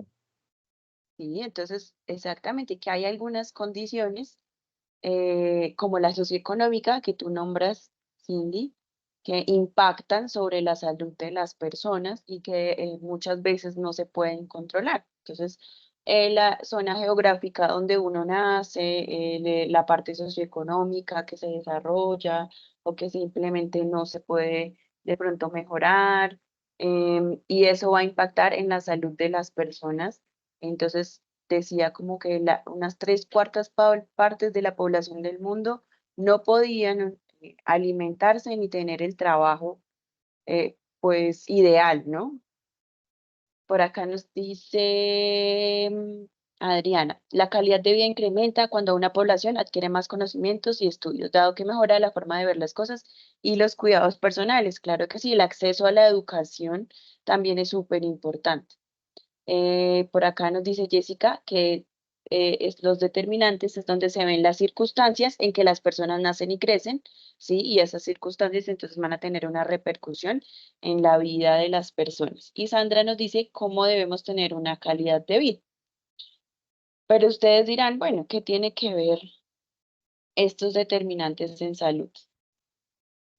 Si hay una forma de articular estos determinantes con los servicios humanizados en cuanto a algunos aspectos como la equidad y el acceso. Entonces, los determinantes sociales en salud como el nivel socioeconómico, el acceso a la educación, como ustedes lo nombraron, hace o dificulta que las personas tengan una capacidad de acceder a servicios de salud de calidad. Si yo de pronto soy una persona que puedo pagar medicina prepagada, pues voy a tener de pronto más fácil la consulta con el especialista o se me van a brindar cuidados más rápidos o con mejor calidad que de pronto otra persona que está en los otros tipos de regímenes. La humanización de los servicios de salud implica garantizar que todas las personas, independientemente de su origen socioeconómico, tengan un acceso equitativo a la atención médica y que se aborden todas sus necesidades con una forma justa y sin discriminación. En cuanto al determinante de entorno físico y social, entonces el video nos hablaba que redes tan sencillas como la familia podrían tener un impacto también en la salud de las personas. Este determinante de la calidad del entorno y la comunidad en la que vive una persona tiene un impacto significativo porque implica desde la humanización comprender y tener en cuenta que estos entornos son una parte importante, lo que hablábamos de ver a la persona como algo holístico que tiene varias esferas, considerando factores como la seguridad en donde vive. Entonces, pues si yo no vivo en un lugar muy seguro, hablando en cuanto a guerra, en cuanto a de pronto actos ilegales, pues va a ser muy difícil. A veces los niños que crecen en lugares donde ven o tienen muy de cerca que se venden drogas, ¿sí? O que las niñas ven muy de cerca el trabajo sexual, ¿sí? Eso también afecta la calidad de vida y la forma en cómo ellos perciben de pronto lo que pueda hacer más adelante. No estoy diciendo generalizando que siempre las personas que nacen en ese contexto pues van a tender a seguir esas mismas estructuras sociales, pero sí puede ser un determinante y la estructura familiar y el planificar el cuidado de un paciente. Importante, si yo vivo en un lugar donde es hacinamiento, que yo duermo con varias personas en la misma habitación o que uso el baño donde entran 10, 15 personas, eso también afecta la calidad de la salud de las personas. ¿Por qué? Porque si alguien tiene una infección intestinal y usa el baño y muchas personas usan el mismo baño y de pronto no se tienen las condiciones higiénicas adecuadas, pues todas las personas o la mayoría de personas que viven en ese lugar pues se van a enfermar. Entonces el hacinamiento también influye mucho en las infecciones y en otro tipo de enfermedades que se puedan adquirir. Por eso el entorno físico y social es un determinante social en salud. La participación del paciente. Entonces, los determinantes también nos hablaban como de ese empoderamiento y la participación comunitaria puede influir en la capacidad de los pacientes para tomar decisiones informadas sobre su atención médica. La humanización de los servicios implica involucrar activamente a la persona. Entonces, ¿qué pasa con el sistema de salud colombiano ahora? No sé si usted lo ha notado, pero nuestro sistema de salud tiene un enfoque más de curación y de tratamiento que de prevención, ¿sí? Entonces ahí entra la atención primaria en salud, en empoderar, porque si a mí desde pequeño me dicen que yo debo tomar tanta agua, que este tipo de alimentos debo disminuirlos, de pronto no es como quitarlos de mi dieta, pero de pronto tomar en cantidad más bajas y de vez en cuando, pues yo desde niño estoy educado y cuando yo sea un adulto, pues no voy a tener ese tipo de enfermedades, ¿sí?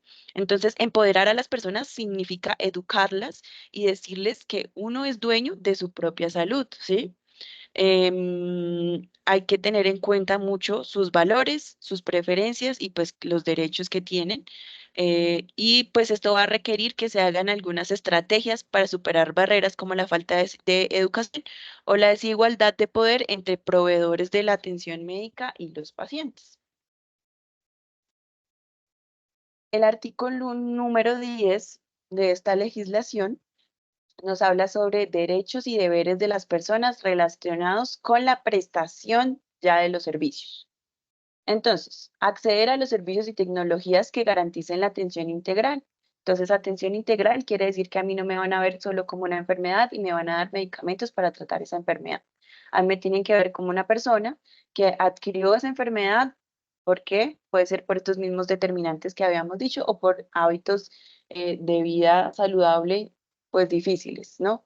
Que también a veces es muy difícil de cambiar. Miren, la dieta es tan importante en la salud de las personas, pero es una cosa tan difícil de cambiar, no solo si de pronto uno pudiese, porque hay personas que tienen los recursos para cambiarlos, sino porque también uno está en zonas donde, bueno, entonces aquí se comen muchos carbohidratos, entonces mucho arroz, mucha papita, que yuquita, pero pues es lo único que yo tengo para comer, ¿cierto? Entonces va a ser difícil cambiar esos hábitos si yo no entiendo el contexto, la posición socioeconómica y el nivel de culturalidad.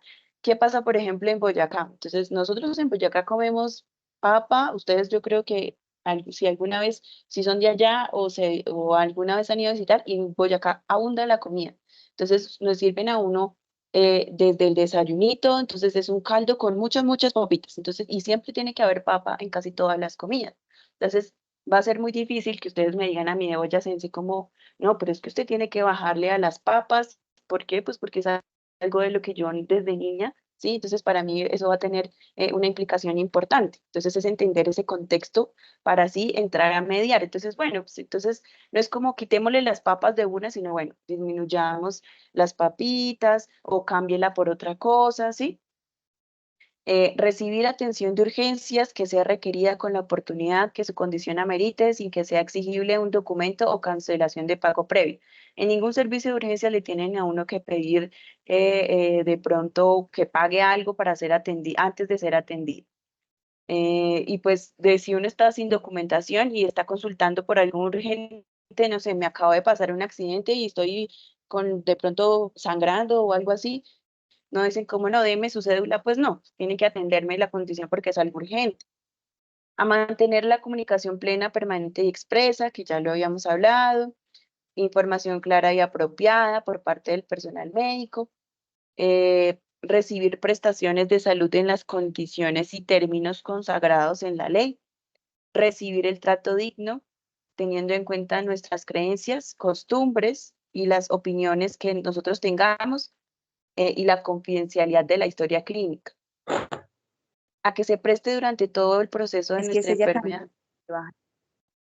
a que se preste durante todo el proceso de enfermedad la asistencia a calidad de trabajadores de la salud, que estén capacitados y autorizados para ejercer. Entonces las instituciones tienen el deber de revisar si el personal de la salud, obviamente graduamos de un lugar pues que esté dentro de la ley y pues que tengamos la autorización. Entonces para eso existe de pronto las resoluciones, el RETUS, la tarjeta profesional. A la provisión y al acceso oportuno a las tecnologías y a los medicamentos que necesitemos. A recibir servicios de salud con condiciones de higiene y seguridad y que respeten nuestra intimidad. A la confidencialidad de toda la información, a recibir información sobre canales formales para que nosotros podamos presentar una queja, una sugerencia y para comunicarse en general con la administración de todas las instituciones. A solicitar y recibir explicaciones, rendición de cuentas acerca de los costos de los tratamientos de salud recibidos.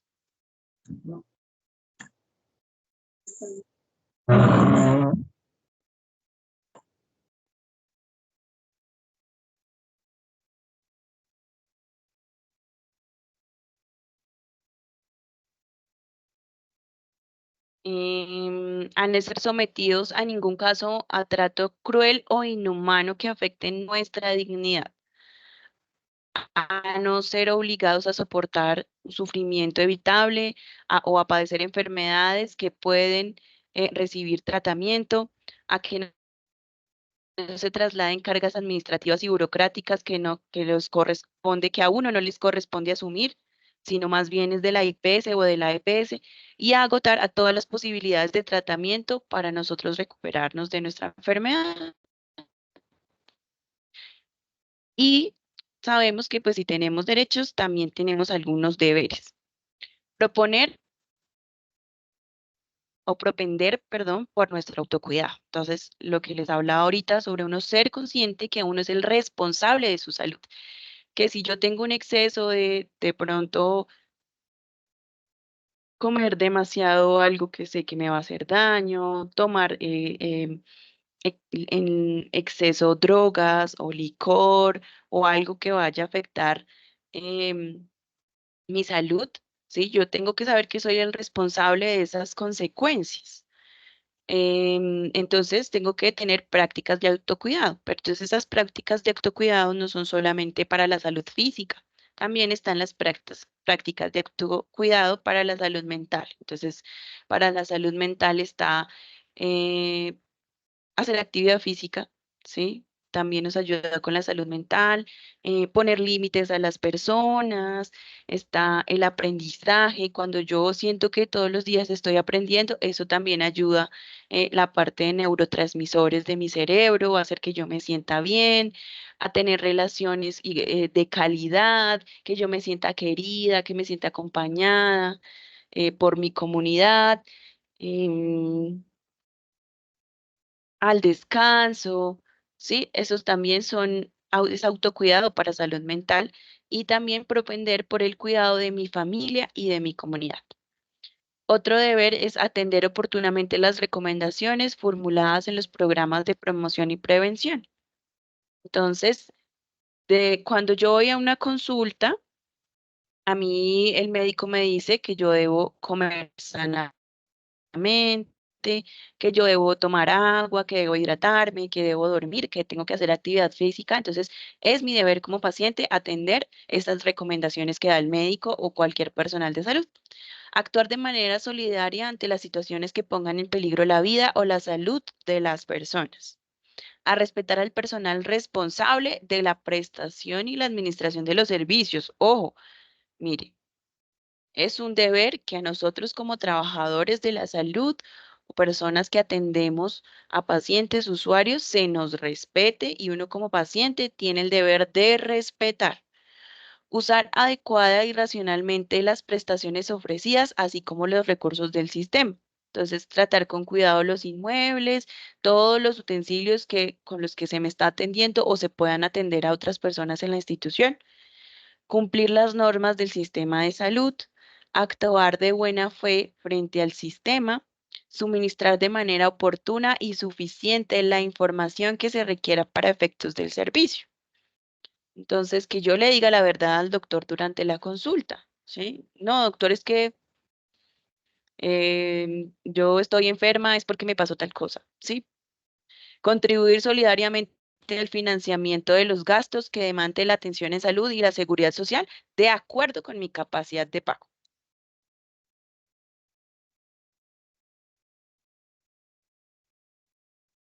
La dignidad en el cuidado. Este es el último tema de la clase de hoy. Entonces, la dignidad humana objetiva básica desde un punto de vista de pronto teórico tiene que ser universal. Entonces, todas las personas tenemos dignidad. Es común a todos y constituye la base de los derechos humanos. Entonces, la forma en la que se construyeron los derechos humanos fue en base a la dignidad. Y esto lo refleja la Declaración Universal de las Naciones Unidas en 1948. Desde un punto de vista moral es contingente, ¿sí? Comparativa, contextual, permite ser expresada. Desde esta perspectiva, la dignidad abarca aspectos que se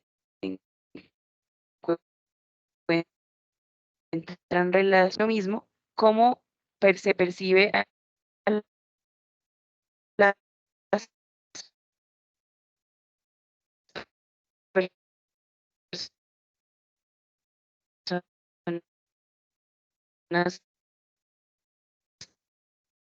que nos rodeamos, que parte en cuanto a este concepto. Entonces, el respeto, la autonomía, el cuidado holístico, lo que hablábamos, el cuidado de todas nuestras esferas, las creencias y la cultura, el consentimiento informado hacen parte del trato digno, el apoyo, entonces animar, escuchar, que sean en mi lenguaje apropiado, tenga en cuenta mi bienestar espiritual sin importar mi religión o credo, que se me trate igual que a cualquier paciente, sin importar de pronto mi estado socioeconómico, mi raza o mi género. El mantenimiento de mi imagen corporal es muy importante, entonces aquí entra mucho a ver la intimidad de que si yo estoy en un servicio o en un hospital, pues yo no tengo por qué dejarme hacer un procedimiento donde se me vea expuesto, donde hay mucha gente, ¿sí? Ese es el mantenimiento de la imagen corporal.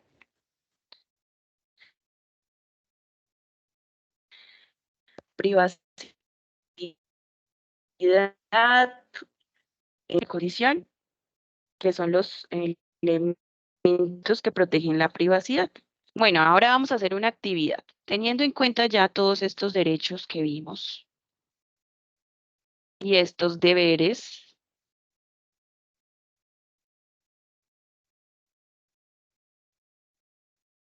Ay, siento que alguien me había pedido, profe, no encuentro, ya no he podido.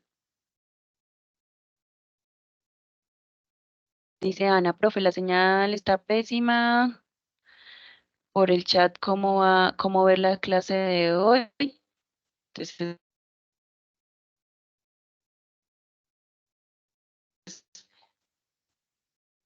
les envía un link.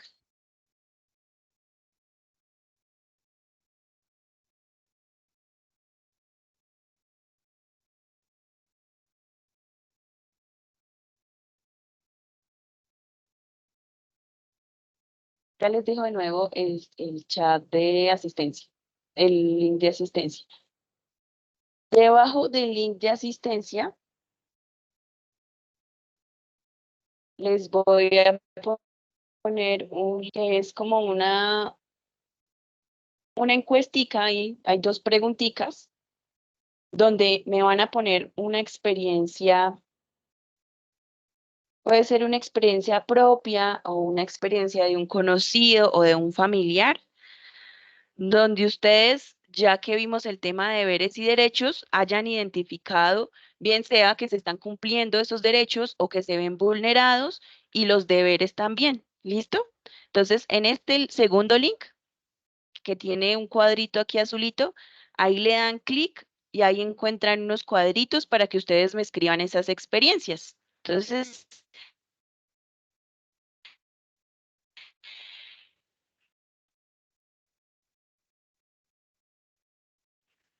escriban las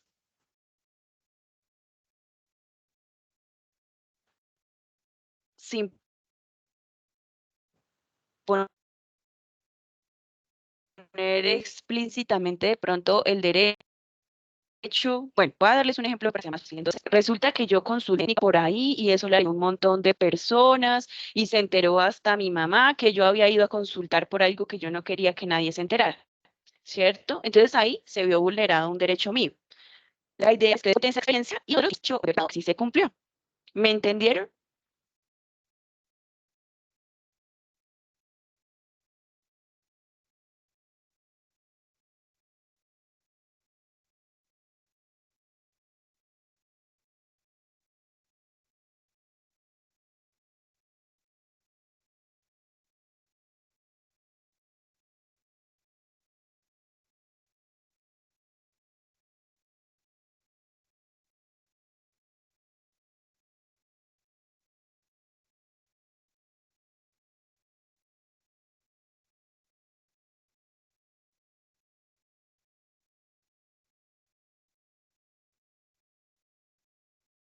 Hola, hola, ¿me escuchan? Sí, profe, sí, señora. Señora, Pues yo le escuché un poco molestado la señal, pero sí se le oye. Ah, bueno, bueno. ¿Me entendieron de pronto lo de la última actividad? Sí, señora, es para describir los dos comentarios, el derecho y el deber del paciente. Mm, sí, muchas gracias. Sí, ya me tocó cambiar de internet. Qué pena, de red, qué pena con ustedes. Bueno, les voy a de pronto a contar otra vez. La idea es que en ese último link ustedes pongan una experiencia, bien sea que vivieron ustedes o otra persona, donde de pronto nosotros podamos identificar si se vio vulnerado el derecho o si se cumplió de pronto el derecho o el deber.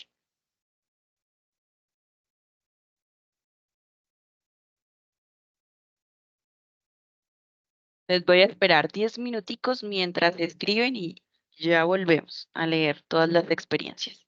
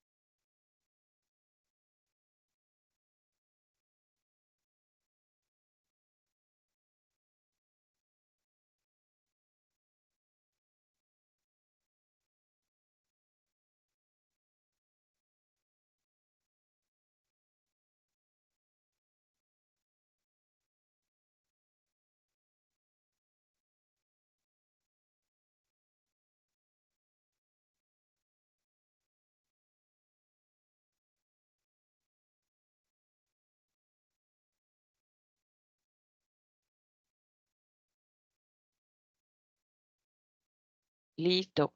Vamos a empezar a leer esas experiencias suyas y vamos a identificar entonces cuál fue los derechos o los deberes. Entonces, a mi madre la llevaban para el sector COVID cuando ella ingresó por por garantía, creo que es, bueno, por hacerle una cirugía. Entonces, ¿qué, ¿cuál fue el derecho que se vio ahí vulnerado? Pues fueron varias, profe, porque mi madre, pues eso fue en plena, ya íbamos saliendo del COVID y, pues ella casi siempre es independiente, ella todavía pues tiene 56 añitos, pero a ella le hicieron pues le extrajeron una matriz, tiene un nombre no, técnico, no sé. El caso es de que a ella iba por la quinta cirugía aquí en Bogotá. eh, Y pues ella nunca le gustaba molestar porque pues ella también es enfermera, o sea, pues no ejerce, pero ella sí tuvo un auxiliar. Ella hizo curso de auxiliar de enfermería, ella entiende lo que es tratar al paciente Conoce. exacto. Y pues también, pues cómo es el ámbito de los enfermeros, que es duro, o sea, tratar, llevar, dirigir, bueno, pero la verdad la calidad fue terrible.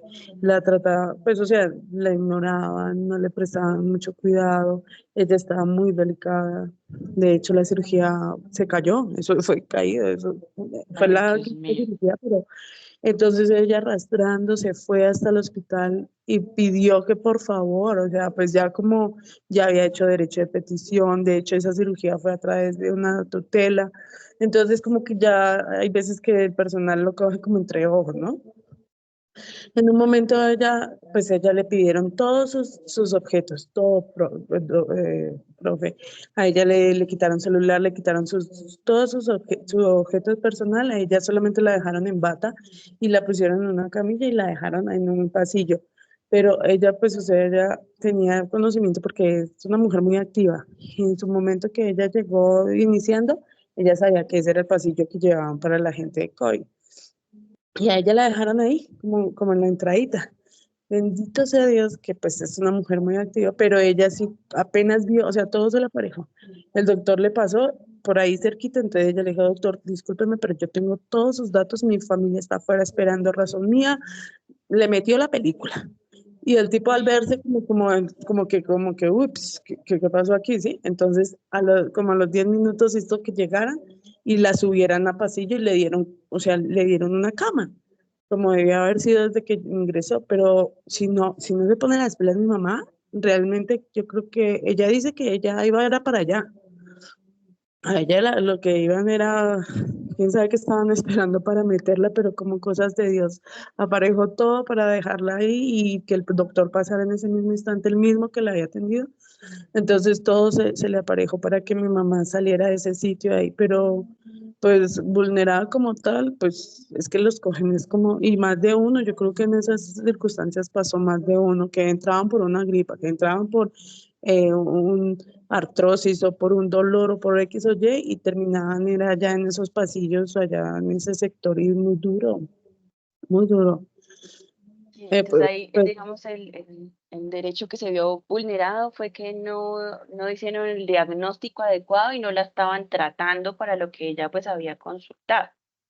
sí, no Además de todo el montón de de la calidad de la atención y de la dignidad, que de pronto no se trató con dignidad.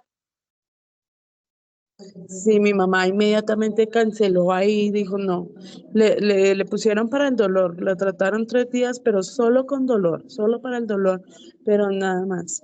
Y el doctor así, muy ampliamente antes de dejarla ahí en ese pasillo, mandarla para el pasillo, le dijo, no, usted nada que hacer, o sea, ya ahí no tenemos nada que hacer, después de que le hicieron una cirugía que no tenían que haberle hecho.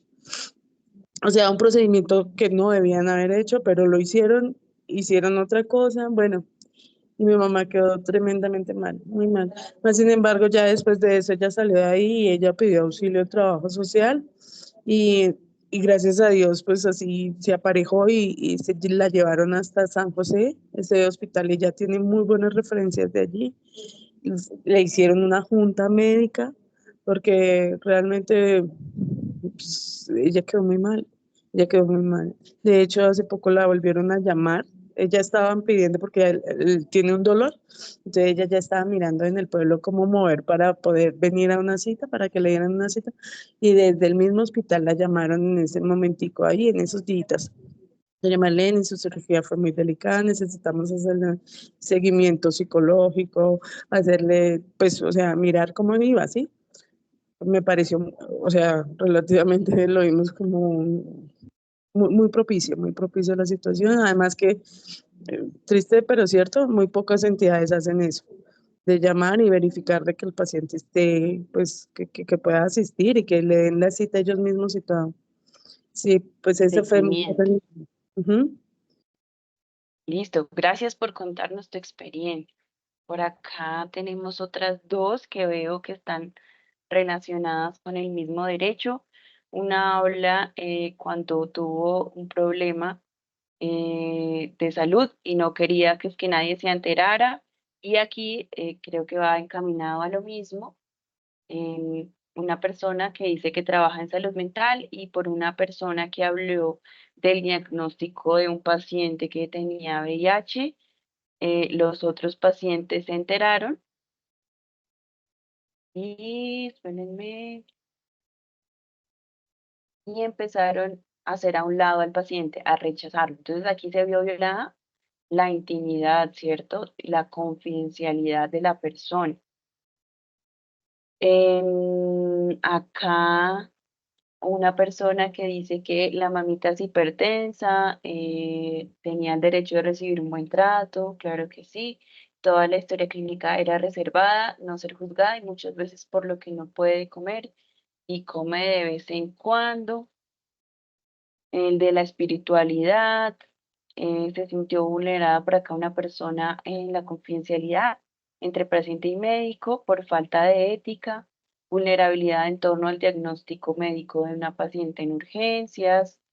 Tuve un servicio digno para mi hija cuando fue todo con mucho respeto. Bueno, me alegra también recibir comentarios positivos. En mi experiencia tenía programada una cirugía, la cual llevo esperando y hasta la fecha, unos días me llegó un mensaje de la EPS que canceló el convenio de la clínica donde me haría la cirugía. Al ir a la EPS me dice que se me va a asignar otro centro médico, pero que tengo que no, empezar nuevamente el proceso desde cero. Entonces aquí se ve ha vulnerado el derecho de la continuidad, ¿cierto? Y esto me llevó años. Y de la oportunidad es otro derecho que se está viendo vulnerado. Ahora no le dan una respuesta, me van a reasignar para empezar proceso y me tienen y están echándose la culpa unos a los otros. Entonces, calidad, continuidad y oportunidad se ven vulnerados. Acá, en cuanto a los deberes. Listo, súper bien. Debo seguir las recomendaciones médicas dictadas en la cita. Se debe dar y recibir el mismo trato cordial con el personal médico de asistencial administrativo. Una vez llevé a mi hijo para urgencias y la doctora me la medicó mal. Y aunque con rabia me tocó tener paciencia y dar respeto al doctor y hacer una PQR con la persona correspondiente y no hacer un escándalo por lo sucedido. Bien, por el respetar de pronto el deber, pero pues sí es una condición que no tiene por qué suceder. Incumplir una cita médica sabiendo que hay muchas personas que requieren con mayor urgencia. Muy bien, ahí identificamos bien el deber. Se cumple el deber y firmar y explicar los consentimientos informados para realizar una cirugía de exodoncia de cordales. Muy bien, aquí entonces es el deber de estar informado también. Ella tiene el deber de asistir a los respectivos controles, tomar los medicamentos y ser juiciosa con su tratamiento, explicar el padecimiento de la enfermedad al médico. Muy bien, todos tenemos el deber de contar todos los signos y síntomas que tenemos para que el médico pues, pueda hacer un correcto diagnóstico y con eso un correcto manejo. Todos tenemos deberes, tanto el médico y enfermera, pero a veces la falta de capacitación y conocimiento no se cumple. El buen trato hasta la infraestructura y al personal. Mi hija como paciente tuvo que esperar a los cirujanos y los médicos que la apoyaron en la cirugía. Es mi deber mantener mis exámenes al día para el día de la cirugía. Claro que sí, para que tu procedimiento pueda ser fácil, menos riesgoso y con toda la calidad que se debe brindar. Listo, muchas gracias a todos por compartir su experiencia. Yo pregunté porque hay un inconveniente y es que con el código no me aparece el curso, pero pues me dijeron que dictara la clase normal y que de todas formas estuvieran atentos a su correo por si les dan alguna noticia sobre si cambia el código o algún cambio administrativo. ¿Listo? De todas formas, estén súper pendientes a ver si les dan alguna información. Y si no, pues nos vemos el día lunes. El día lunes hacemos una retroalimentación de los temas que vimos entre ayer y hoy. Hacemos como una actividad para que ustedes se vayan tranquilos a resolver su primer cuestionario. Muchas gracias a todos por asistir. Siento que esta clase es muy enriquecedora, que me gusta escucharlos y compartir sus experiencias. Que tengan un buen fin de semana, que descansen. Gracias, profe, lo mismo.